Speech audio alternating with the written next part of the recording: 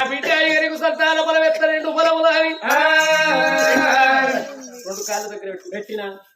2 చేతులు కిందికి పిడిచిన కాయకొల్ల కన్ను మొయ్యి పిట్టోళ్ళు నోరు దగ్గర బొట్టని ఇట్ట పెట్టిన అట్టిగా అయితే అదిరా నోరు గంటగానే మెరిసిన దూరం నోట్లో పడతాయి దినాపచ్చన్న మరి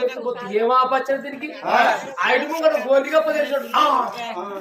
గంటగానే వారి చిన్న నోరు పెద్దగా బలం చిన్నది బిడ్డ సంతాన బలం ఎత్తనా అని చేతి పెట్టి రెండు ఖర్జూర బలములు చేత పట్టి